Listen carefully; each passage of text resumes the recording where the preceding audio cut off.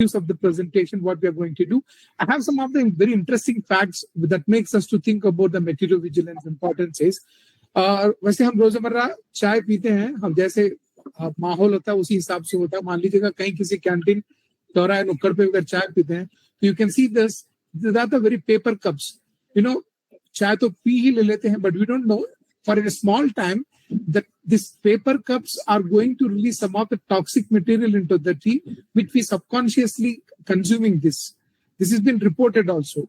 Another important thing is the talc powder. Nowadays, this all airways, they are also banning not to carry into this port because they contain certain irritants which causes redness in the skin and eyes also.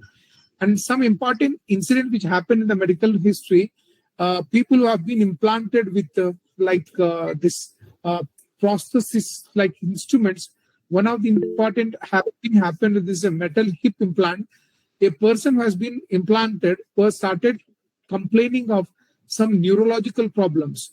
Later, what we have learned about that, because these neurological problems are as a result of the material used as an implant and a hip joint की repair में जो implant इस्तेमाल किया गया था, that was prepared with some of the trace elements. One of the element is the cobalt.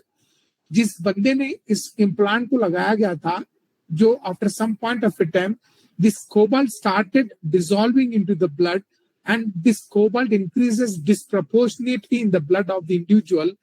नतीजा ये हुआ कि normal person started complaining of some neurological problem just because of the cobalt content, which increases as a result of the implant of this hip joint related issue. Like we have another example like hernia, post hernia mesh causes adhesion, infection, failure, recurrence of hernia. Similar kind of thing has been happened with this coiled birth control implant inserted into the fallopian tubes through uterus.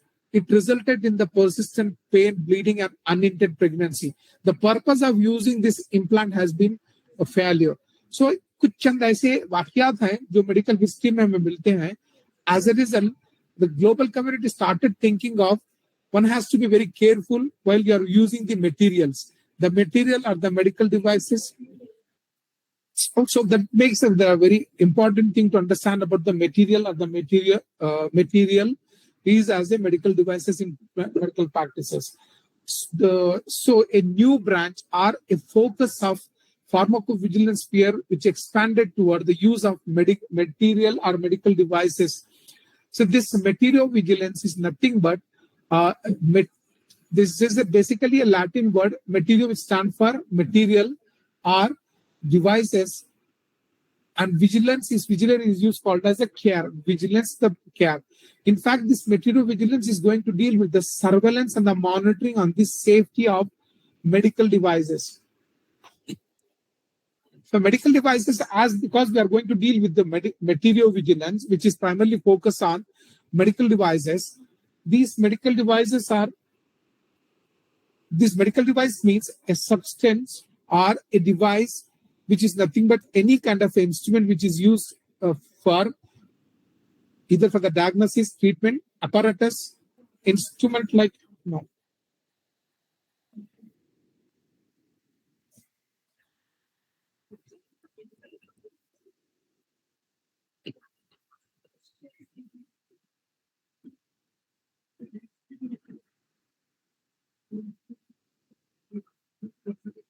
I believe this is visible because the medical device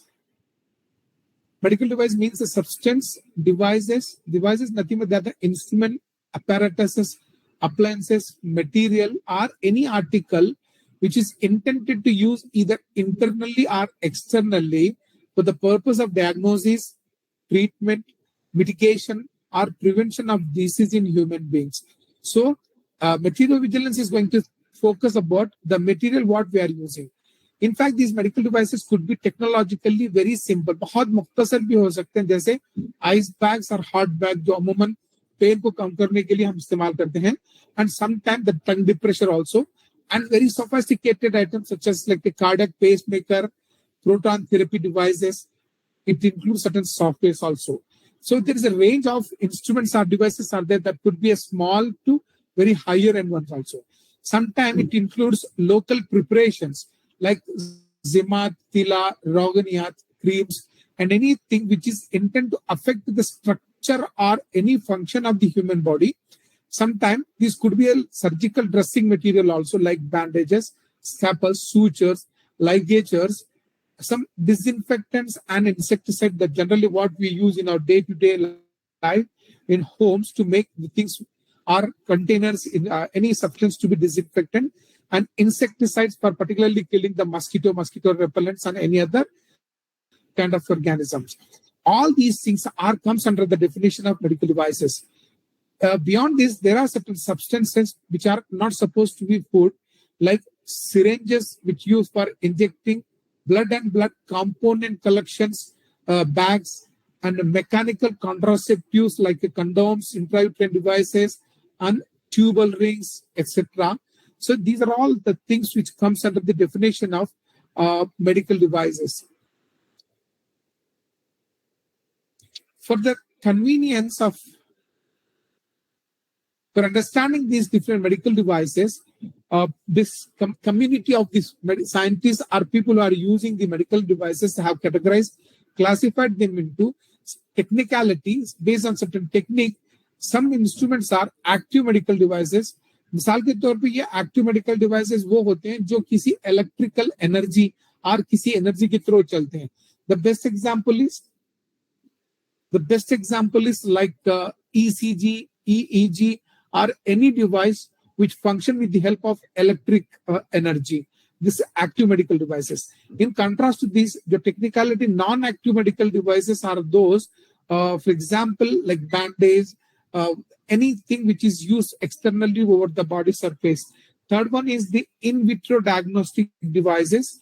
There are certain tools which uses for the in a general laboratory purpose for the investigations. The second type of these medical devices are they have categories based upon the function, what function they are going to yield is. Some devices are exclusively used for the purpose of diagnostics, like X-ray, microscope, and certain devices which are dedicated to MRI, CT, and all those things which comes under the diagnostic services. Assistive care devices are there. These are the devices which help in assisting the, like for example, some implants. If I will talk literally in Unani system of medicine, the hijama, the instrument what we are using over the surface of the body is one kind of assistive care device, because it facilitates the matter to move toward the periphery so that it can be eliminated easily.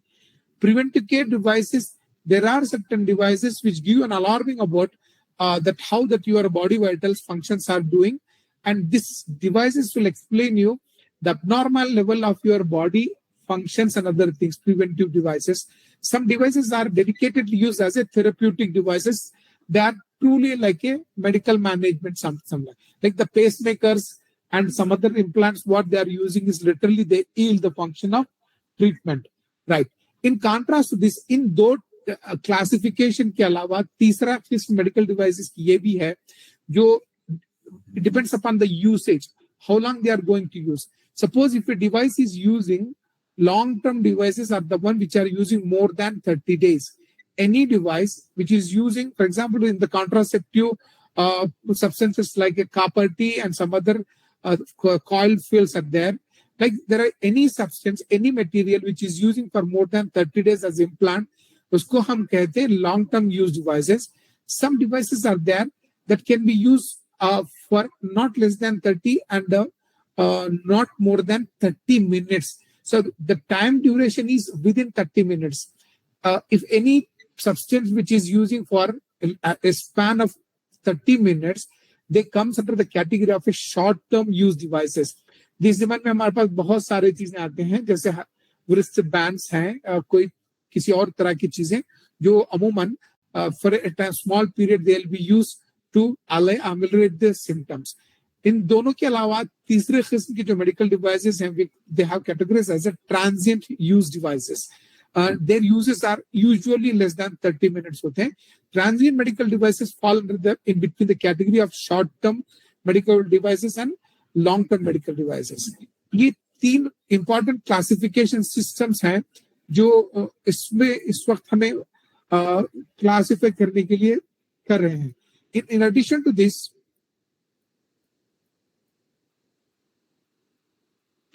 the active medical device, the one category of the medical devices which are technically classified like, मैंने कहा कि active medical devices ये वो तमाम devices हैं जो medical electrical equipments के जिम्मे में आते हैं, जैसे मैंने बताया ECG, EEG, echocardiograph.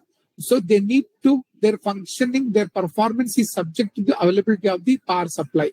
Non-active material, I said, blood and body fluid alteration devices, medical dressing, invasive devices, reusable surgical devices, implantable devices, जैसे अभी मैंने बताया था कि हिप रिप्लेसमेंट, नी रिप्लेसमेंट के लिए जो सब्सटेंसेस यूज करते हैं वो, contraceptives, that is particularly using for family planning devices, they're all comes under the category of non-active medical devices. And the third important, as I said, in vitro diagnostic medical devices. Basically इस category में जितने भी devices इस्तेमाल करते हैं जो lab equipments reagents पर मबनी होते हैं, usually we can say test kits like pregnancy test, blood glucose test, HIV test, blood grouping identification, screening kits, all these things are comes under the category of in vitro diagnostic medical devices. So as a whole, what we have learned from this is there are different kind of medical devices are there. I have made some lists of medical devices like in fact, if you look at this, बहुत सारे medical devices ऐसे हैं जिनका शुमार physical medicine के तहत किया जाता है. I hope most of us we know that we have the wheelchairs are there, wheelchair, scooters, crutches, cranes, walkers, heating pads, vibrators, massage devices, ice packs, hot bags. ये सब चीजें ऐसी होती हैं जो फिजिकल मेडिसिन में इस्तेमाल किए गए हैं. और मेरा मानना है कि यूनानी तिब में इलाज भी तदबीर एक ऐसा बड़ा शोबा है, डिपार्टमेंट है, जहाँ पे more or less we use all these kind of things in different aspects, like जहाँ पे हमें सर्दी पहुंचानी हो, गर्मी पहुंचानी हो, ice pack, hard bags, massage की डिवाइसेस इस्तेमाल करते हैं, heating pads, crutches, canes, walkers, अमूमन जो लोग चल नहीं पाते उनके लिए वॉकर्स देते हैं, व्हील चेयर होती है. So these are the physical medicine related medical devices. They too have their own adverse effects. इस पे हम तबसरा करेंगे. सुना करो. इसके बारे से दूसरा जो मेडिकल डिवाइसेस की कैटेगरी आती है जो जनरल मेडिसिन में हम इस्तेमाल करते हैं, जैसे हाइपोडर्मिक नीडल्स विथ और विदाउट सिरिंज, जो नीडल्स इस्तेमाल करते हैं, इंट्रावेनस कैथेटर्स हैं, हॉस्पिटल बेड्स हैं, बेड रेल्स है, examination table, stretchers, lifts, medical gloves, equipment cards, stands, intravenous poles, intravenous infusion pumps, medical sterilizers, support stocking garments, ये तमाम चीजें हैं जो हर medical care facility centre, clinic हो या हॉस्पिटल में मैसर होते हैं. So all these things are been defined as A medical devices, जिसमें I am happy to know the gloves is medical gloves what we use as examination to take care of the patient to prevent the infection. ये सब medical device के definition में आते हैं. इसका मतलब ये हुआ इनके इस्तेमाल के दौरान एहतियात बरतना चाहिए या इनसे कुछ एडवर्स इफेक्ट्स भी हो सकता है.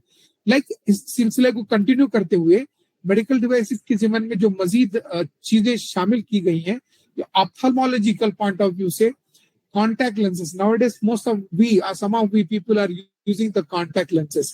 कॉन्टैक्ट लेंसेज को भी एक मेडिकल डिवाइस की कैटेगरी में शामिल किया गया है जो ऑप्थेल्मोलॉजी में इस्तेमाल की जाती है. एंड हियर आई ग्लासेस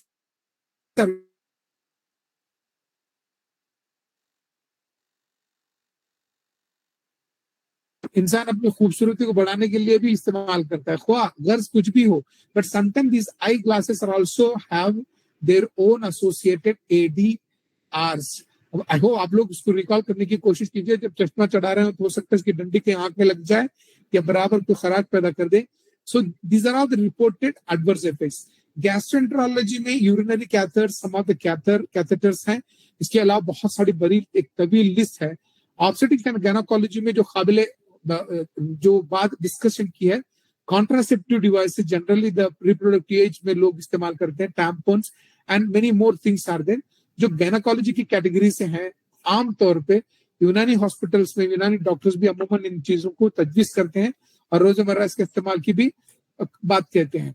मजीद इस लिस्ट को हम बढ़ाते हुए और चंद मेडिकल डिवाइसेस जो न्यूरोलॉजी में इस्तेमाल करने वाले वेंट्रिकुलो पेरिटोनियल शंट्स, इनफैक्ट ये वो शंट्स है जो अमूमन हाइड्रोकेफालस में ऐसे अफराद जिनके सर बड़े हुए रहते हैं, जिनके अंदर मुस्तकिल तौर पे cerebrospinal fluid के बढ़ जाने की वजह से there are number of the cases that are consistently wearing this ventriculo peritoneal shunts are there.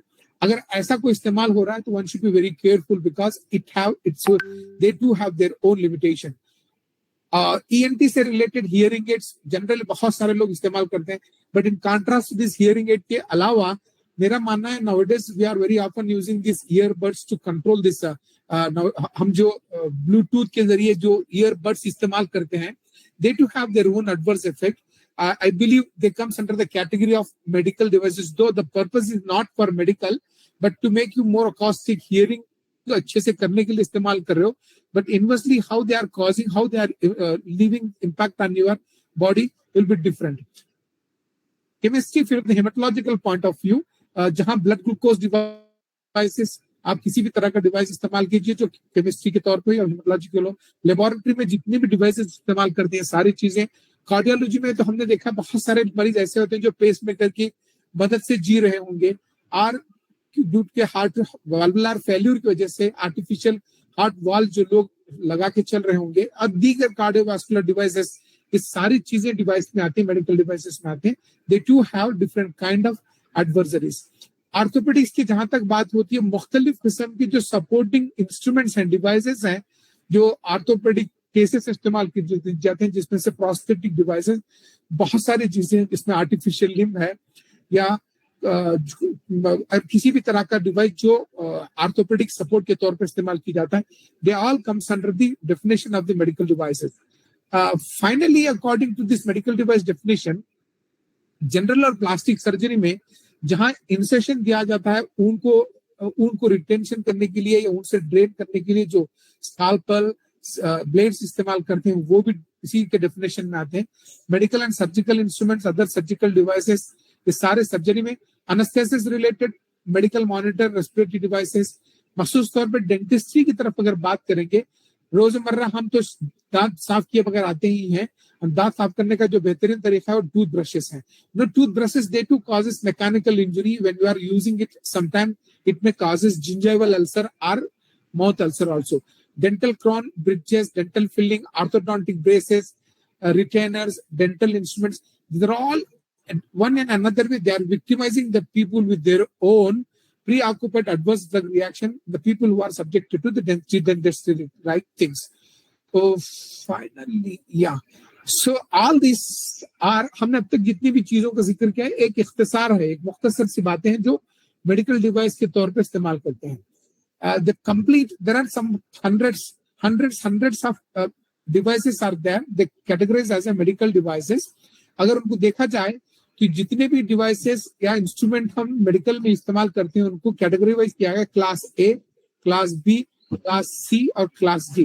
Class A से क्लास बी, क्लास बी से class C, class D, this is something like risk को बढ़ाने वाले हैं. The lowest risk content devices to highest risk content devices are categorized like class A, B, C. अगर हम इसको मुशाहिदा करेंगे, जो लो रिस्क क्लास ए मेडिकल डिवाइसेस हैं, जैसे यहाँ बताया गया है कि सारे कप्स हैं, बैंडेड हैं और ऐसी कोई चीज जो ऊपरी तौर पर इस्तेमाल की जाती है इंसान के, वो है जैसे बैंडेजेस, रबर कप्स, हिजामा, पीपीईज, ग्लव्स वगैरह इस जीवन में आएंगे. इनका जस्ट बदन इंसान से इंसाक होता है, but they may not cause any harm as directly, but even though we cannot ignore its what is called as ADRs. Sometimes they have produced some ADRs also. Class B, low to moderate risk kind of medical devices, जिसमें disinfectants हैं. मिसाल के तौर पे घरों में Savlon, Dettol इस्तेमाल किया जाता है. It may causes some problem. Disposable hypodermic needles, medication, injector, syringes, IV cannula, scalp insets, intravenous catheter, ये वो तमाम चीजें हैं जो बदन इंसान के एक्सटर्नल सरफेस से नहीं बल्कि अंदरूनी तौर पर दाखिल किए जाते हैं. So they may cause, likely to cause adverse drug reaction. जैसे तिब्बी यूनानी की अगर बात करें तो हम nowadays most of the Unani practitioners they are doing a wonderful kind of regimen promotion, that is hijama, महाजी में नारियल जो सिंगी लगाना है, जिसमें खास तौर पे आग के जरिए लगाया जाता है, उससे भी काफी कुछ एडीआर हो सकते हैं। लिहाजा one should know that how to use the instrument, what are the relative problems. Category C, अमूमन ये वो डिवाइसेस हैं जिनके साथ मॉडरेट हाई रिस्क जुड़ा हुआ होता है। जैसे कॉन्ट्रासेप्टिव्स की बात की गई, ट्यूबल रिंग्स हैं। जैसे मैंने इब्तिदा में बताया था कि ट्यूबल रिंग ये जो फैलोपियन ट्यूब को ब्लॉक करने के लिए कॉइल लिया गया था, but it is failed to do its function. And fallopian tube rings, जैसे मैंने बताया, कॉन्ट्रासेप्टिव पिल्स की बात बता रहे हैं, इवन समटाइम कॉपर टी, और ऐसे बहुत सारे इम्प्लांट्स हैं जो बदन इंसान के अंदर रखे जाते हैं। ये मॉडरेट रिस्क रखते हैं, मॉडरेट हाई रिस्क से भरे हुए हैं। dental implants like internal prosthetics, intraocular lenses nowadays most of the people are using। और यूनानी में हमारे पास जो कुछ रेजिमेन है जिसमें होखने का भी जो दाखिल शुमार किया जाता है, इससे भी हम कैटेगरी सी में शामिल कर सकते हैं, जिससे कुछ मॉडरेट रिस्क हो सकता है, that you can think about it.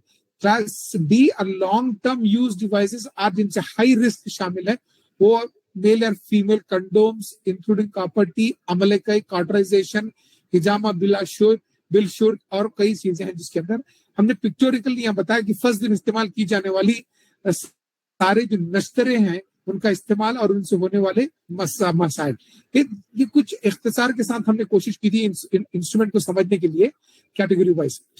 अब सवाल इस बात का है कि हम क्यों, why we need to understand, learn material vigilance. Material vigilance को समझने और इसकी जरूरत क्या है, ये हमारा अमूमन बाद लोग सोचते होंगे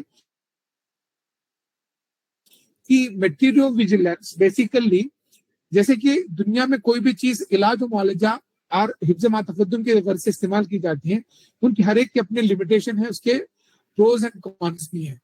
जहां दवाएं फायदे के साथ नुकसान पहुंचाती हैं, तो इसी तरह मेडिकल डिवाइसेस से भी मुमकिन है कि उससे कुछ एडवर्स इफेक्ट्स रूनुमा हो सकते हैं, लाक हो सकते हैं।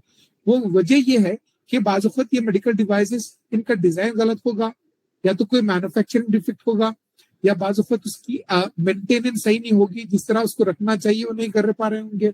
एक मरीज से दूसरे मरीज में जब हम इस्तेमाल करते हैं तो उसकी सफाई, उसके इन्फेक्शन की चीज नहीं होगी। बाज़ वक़्त बहुत ही क्या कहते हैं, गैर तरीके से, इर्रेशनली हम किसी चीज को महफूज करना, किसी चीज का एक जगह से दूसरी जगह मुंतकिल करने में भी अगर हम एहतियात नहीं बरतेंगे, सब हो सकता है। अलावा जी बहुत सारे डिवाइसेस ऐसे होते हैं, उनके साथ एक लीफलेट होता है जिसपे लिखा होता है कि इसका इस्तेमाल कैसे किया जाए। अगर किसी डिवाइस पर उसके इंस्ट्रक्शन ना हो तो गलत इस्तेमाल हो सकता है, उससे गलत असरात मुरतब हो सकते हैं। बाज़ वक़्त ये भी देखा गया है कि कुछ चंद मेडिकल डिवाइसेस के साथ लाजमी तौर पर उसकी तरबियत दी जाती है, ट्रेनिंग देना चाहिए, वरना वो गलत इस्तेमाल की तरफ ले जाएगा। मैं एक छोटी सी एग्जाम्पल बता रहा हूँ। Some of the thing which are use off label और इनअप्रोप्रिएट यूज। हो सकता है आप लोग सुनते हुए कुछ चीज ड्राइव हो रहा होगा।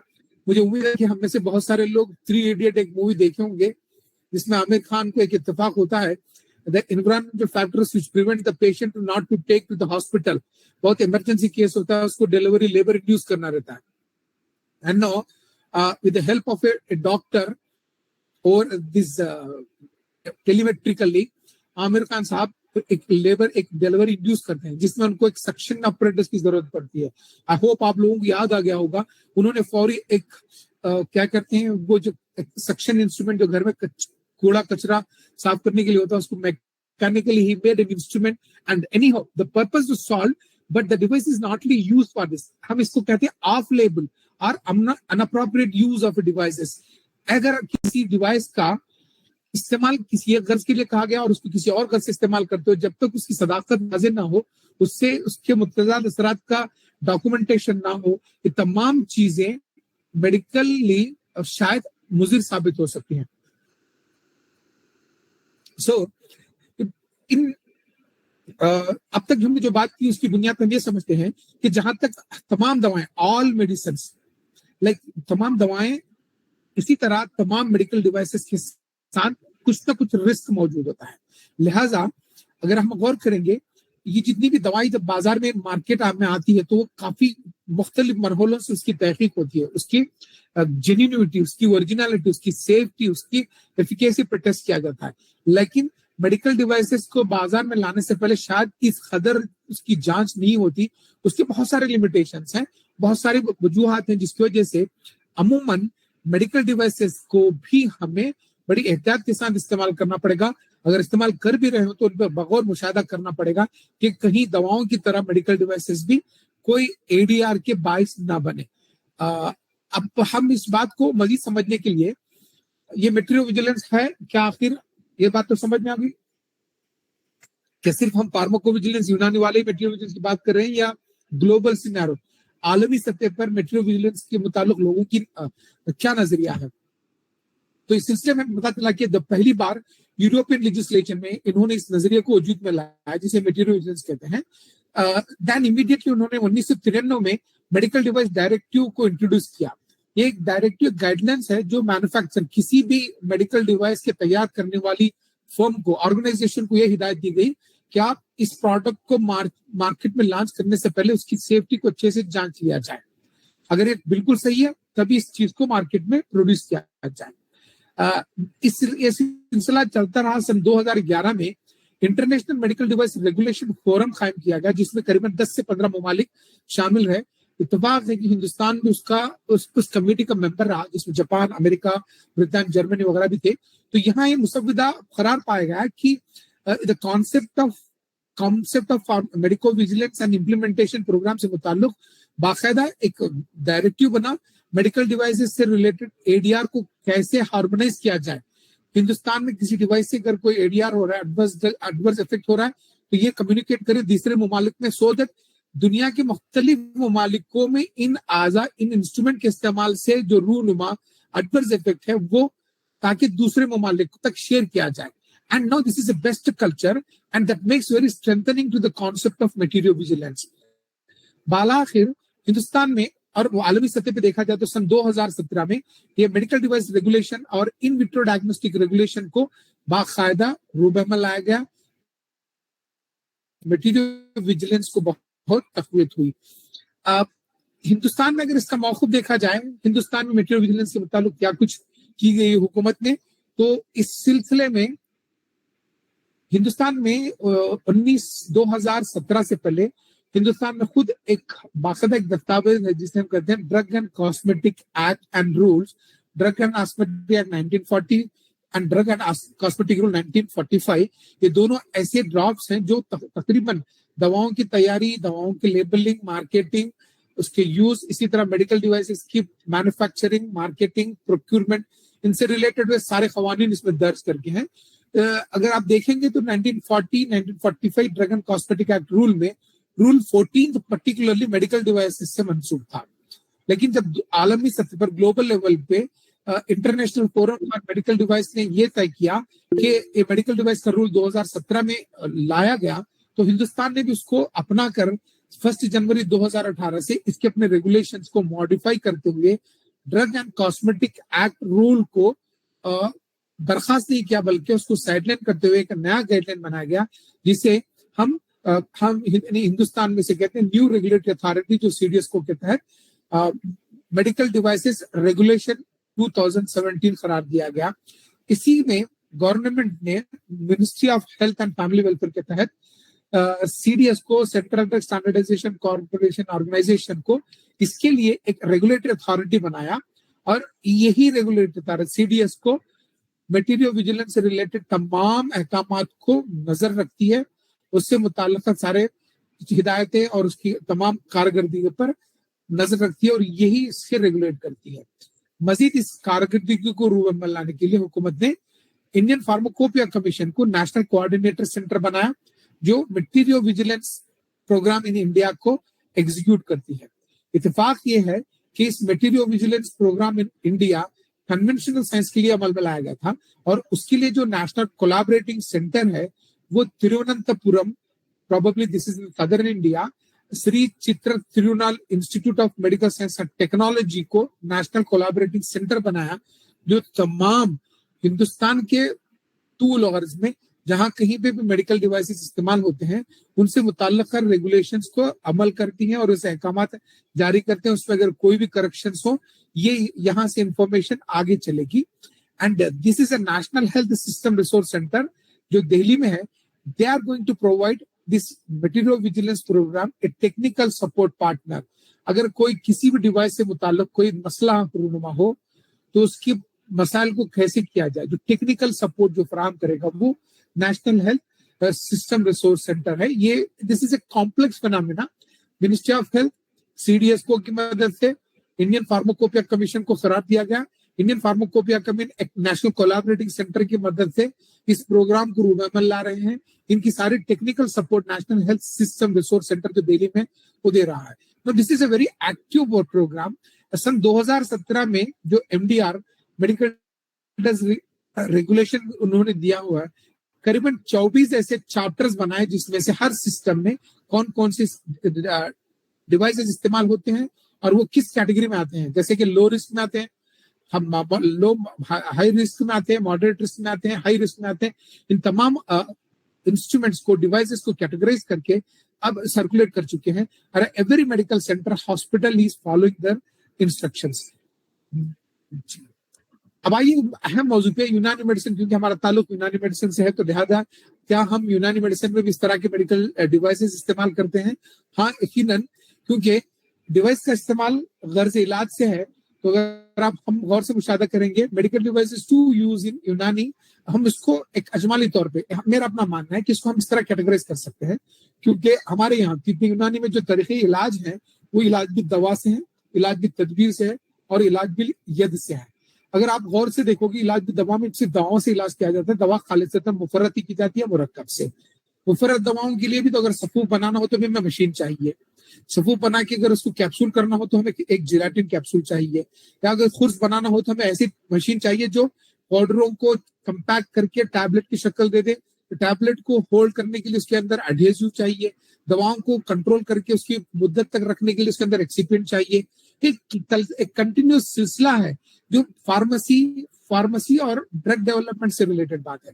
तो दवाओं का ख्वाह सिंगल हो या मुरक्कब हो, मुरक्कब की अगर बात करेंगे तो दवाओं को सफूफ करना, उसका छानना, उसके अंदर इस्तेमाल की जाने वाली चीजें यानी शहद या चीनी और उसका फिवाम और उसके इस्तेमाल करने वाले बर्तन, गर्म करने वाले बर्तन, आग की मकदार और उसमें कौन सी चीज किस शामिल करना है, किस तरह उसको छाना जाए, किस तरह उसको हलाया जाए, सारी चीजें दवा की तैयारी से लेकर उसको ठंडा करके पैकिंग करना, लेबलिंग करना, लेबलिंग करने के बाद जो कंटेनर मटेरियल होता है उसके अंदर उसकी हिफाजत करना, एंड यूजर तक, मरीजों तक पहुंचाना, ये सारा सिलसिला एक कंटिन्यू सीरीज है जो सैदला या फार्मेसी से रिलेटेड है। अगर तदबीर में आएंगे हम उस पर वजाहत करेंगे कि क्या चीजें हो सकती हैं जो सैदला के पॉइंट ऑफ व्यू से मानी जाती है। इलाज की तदबीर में बहुत सारे तदाबीर ऐसे हैं, करीबन 100 ऐसे तदबीरें हैं जो खालिसतन तदबीर है जिसमें दवाओं का इस्तेमाल नहीं होता बल्कि कुछ इंस्ट्रूमेंट इस्तेमाल करते हैं। जैसे आजकल हम हिजामा से बड़े मंसूब हैं। हिजामा में एक तो सिंग इस्तेमाल की जाती है या मैकेनिकल डिवाइस इस्तेमाल किया जा रहा है, कांच की शीशे इस्तेमाल किए जा रहे हैं, सिलिकॉन कप्स इस्तेमाल किया जा रहा है। आप अपने जो वसाइल है उसमें से किसी भी चीज जो कप की शक्ल हो इस्तेमाल कर रहे हो। अगर उसमें वैक्यूम क्रिएट करने की बात अगर हो तो मैकेनिकल डिवाइस इस्तेमाल कर रहे हो। अगर नहीं हो तो उसमें आग लगाना हो तो उसमें इग्नियस मटेरियल को यूज कर रहे हो। जैसे लीचिंग की बात आ रही है तो लीच खुद यूनाइटेड स्टेट की एफडीए ने सन 2004 में उसको बाकायदा एक मेडिकल डिवाइस की हैसियत दे दी गई, इसको तस्लीम किया गया है। Leeches are the medical devices, ये तो अप्रूव्ड बात है। हिंदुस्तान में भी इसको गालिबन यही स्टेटस दिया गया है।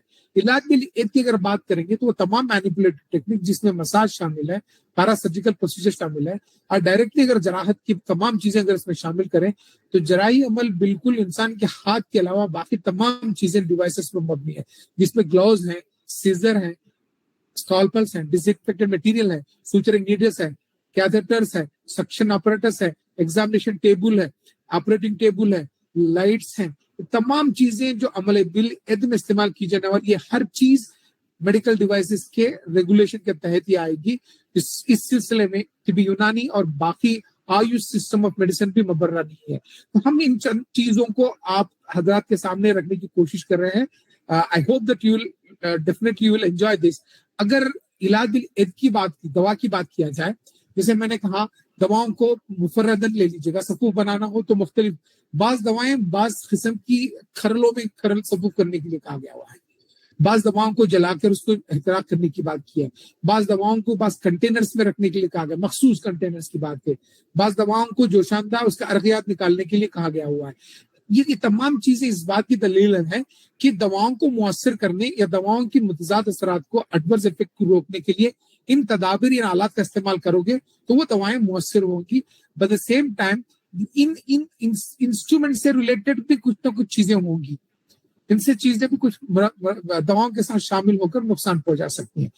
इसमें बहुत बड़ी तवील लिस्ट है जो सैदला में इस्तेमाल की जाने वाली, जैसे खरल, हावर दस्ता, सिलबत्ता, छन्नियां है मुख्तलिफ, लकड़ी का डंडा जिसे हमने दाबी किया है, जंतर, मुख्तलिफ जंतरें हैं, तरांबीक है, आतिशी शीशी, नल भपका या देख भपका वगैरह, बूटा, कुश्ता साजी, गिले हिकमत बराबर करने वाली बात, तीन कपरोटी, हमाम माइया, ऐसे बहुत सारी कढ़ाइयां, देख, पतीला वगैरह, ये सारी चीजें हैं जो मेडिकल डिवाइसेस में आएंगी। मान लीजिए पतीले में भी अगर दवाई गर्म कर रहे हो तो कहीं कभी उसमें अगर उसके अंदर खलाई जो चढ़ाई जाती है वो भी वक्त के साथ साथ दवाओं में शामिल हो जाएगी, तो वो भी मोहलिक साबित हो सकती है, मुज़िर साबित हो सकती है। तो लिहाजा इन तमाम चीजों पर नजर रखना चाहिए। ये कुछ चीजें हैं जो मॉडर्न फार्मेसी ने रिप्लेस कर दिया है। जमाने कदीम अतिब्बा ने जिन चीजों को, क्लासिकल चीजों को इस्तेमाल करते थे, because of the advancement in the technology and science की बदौलत आज हम बहुत सारी चीजें रिप्लेस कर चुके हैं।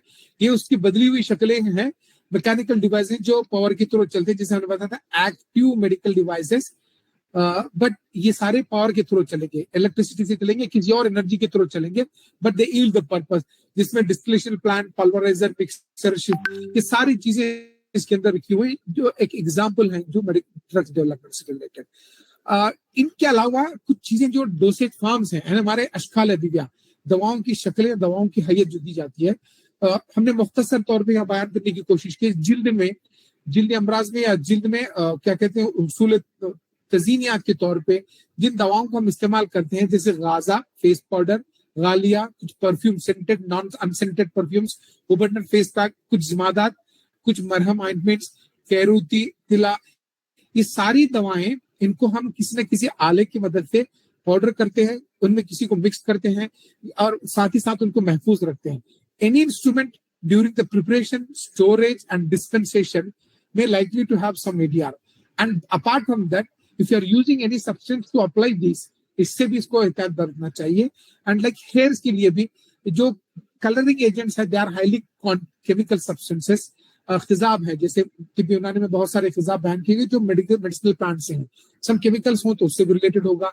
कुछ दवाएं ऐसी हैं जो बालों को खारिज करने के लिए, जैसे नूरा जिसे कहा हेयर रूमर है, वो भी अक्काल है, उनसे भी कुछ प्रॉब्लम हो सकता है, और उसके इस्तेमाल के दौरान भी आंखों में इस्तेमाल की जाने वाली दवाएं जो बरूद और कहल है और खतूर है, ये बहुत ही छोटी बारीक दवाइयां होती है, मिजाज के दवा से बारीक होती हैं, कहल भी होता है बिल्कुल। अगर मान लीजिए इनकी जो जसामत है, इनके पार्टिकल्स अगर इरेगुलर हो, जिस तरह उसको फाइन करना चाहिए था, जिस तरह की छन्नी इस्तेमाल करना, जिसको अगर न कर पाए, या अगर जिस मशीन में आप इसके पाउडर कर रहे हो, आप ये मान रहे हो कि ये बिल्कुल फाइन पाउडर करेगा, नहीं कर पाएगा, तो अल्टीमेटली प्रोडक्ट रिफाइन नहीं होगा और उसके इस्तेमाल से एडीआर हो सकते हैं। कुछ ऐसे इंस्ट्रूमेंट्स हैं, कुछ सब्सटेंसेस हैं जो जेनेटल और एनल डिजीज में इस्तेमाल करते हैं, जैसे हुमूल पेसरी, फर्जजा, जो वेजाइनल सपोजिटरी, टैम्पॉन्स, सपोजिटरीज, जैसे फतीला, हुक्ना वगैरह, ये कुछ चीजें ऐसी, but they are the means of treatment, जो कोई भी सिस्टम उनके अपने मुतरादिफात शक्ल के तौर पर इस्तेमाल कर सकता है। लेकिन तिब्बी यूनानी में भी हम इन तमाम इंस्ट्रूमेंट से इस्तेफादा हासिल करें, जैसे टेंस है, ultrasound, short wave, long wave therapy. यूनानी की कुछ चीजें देखा जाए तो वेपर बात, लखलखा, बखूर, नतूल, सकूब, गसूल, आबजन, पाशोया, जरूर, ये तमाम चीजें भी मेडिकल डेफिनेशन के में शामिल की जा सकती हैं। जैसे मैंने बताया था कि ये हमारी कैटेगराइजेशन है मेडिकल डिवाइसेस की, जो अब तक हमने जिन इंस्ट्रूमेंट को देखा, एक और इंस्ट्रूमेंट की लिस्ट है जिसमें मैंने कैटेगराइज किया, करीबन दर्जनों 100 ऐसे इंस्ट्रूमेंट है जो तिब्बी यूनानी में इस्तेमाल की जाने वाली। Most of the instrument which fall under the category of low or category A, जिसमें ice bag, ice collar, intubation, intubation teeth, protractor, intubation table, massage table, बहुत सारी चीजें हैं। लो टू मॉडरेट और मॉडरेट, इत्तेफाक है कि high risk kind of medical devices का इस्तेमाल यूनानी हॉस्पिटल्स में शायद नहीं होता है, ये अपना मेरा मानना है। मुमकिन है कुछ हॉस्पिटल्स अगर कोलैबोरेटिवली कन्वेंशनल साइंस के साथ अगर इस्तेमाल कर रहे हो, या कुछ सेंटर्स अगर कर रहे हो, तो उनके यहाँ शायद high risk category D instruments भी होंगे। ये वाला प्रेजेंटेशन हम शायद आपके डिमांड पे फराहम करेंगे, सो दैट आप इसको थरोली देखिएगा, give a suggestion.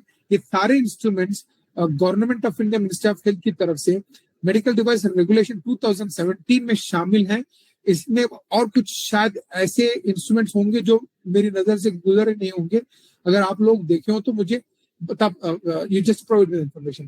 Finally coming to the conclusion यही है कि medical devices are the important part of health care system. जहां दवाएं हैं उसके साथ में कुछ डिवाइसेस का भी इस्तेमाल मेडिकल सिस्टम में लाजमी है। बीइंग यूज, क्योंकि हर सिस्टम में इसका इस्तेमाल करता है, वो कन्वेंशनल हो या अल्टरनेट भी हो। जैसे हम कहते हैं कि माना एक रिपोर्ट मिलती है कि there are more than 1 million medical devices which are using. अगर देखा जाए 1 मिलियन मेडिकल डिवाइस ऐसे कौन से हो सकते हैं जिसमें बैंडेज से लेकर टंग डिप्रेशर और थर्मामीटर भी शामिल है। हाई एंड में अगर देखा जाए तो पेसमेकर, एमआरआई और मेडिकल सॉफ्टवेयर भी शामिल है। These medical devices benefit the patient, but at the same time they also carry significant potential risk. लिहाजा हम सब की जिम्मेदारी बनती है, जिस तरह फार्माकोविजिलेंस में चंद दवाओं से अनएक्सपेक्टेड एडवर्स रिएक्शन हो सकते हैं, इसी तरह दौरान इलाज किसी मेडिकल डिवाइस को, जैसे हमने डेफिनेशन बताया, कोई भी डिवाइस की कैटेगरी में आते तो उनके इस्तेमाल से अगर कोई एडवर्स ड्रग रिएक्शन हो रहा है तो उसको भी रिकॉर्ड करना ये हमारी जिम्मेदारी है, क्योंकि we are the people not only collecting the information, we are disseminating the information to the global community so that we have a evidence-based data about the safety aspect of the patient. Ultimately, we are more looking about the safety and the health providing services of the patient. Therefore, like other pharmaceutical products, quality of medical device also required to be monitored for ensuring efficacy and patient safety. This is what the objective of the material vigilance. मैं मानता हूं कि Unani medicine was well versed with use of materials and their qualitative maintenance. ये बात हमारे पास है और अतिबा ने बाकायदा कहा है कि किस चीज को, जैसे लीच अगर इस्तेमाल कर रहे हो तो उसको कैसे महफूज रखा जाए, कितनी मुद्दत के बाद उसको इस्तेमाल किस तरह के मर्तबान में रखा जाए, और हिजामा के इंस्ट्रूमेंट्स का भी इस्तेमाल उन्हें बाकायदा कहा गया हुआ है। Finally, thank you for patiently listening to me. If you have any query question, please feel free to call, ask. I'm here to attend your queries, please. Thank you for listening.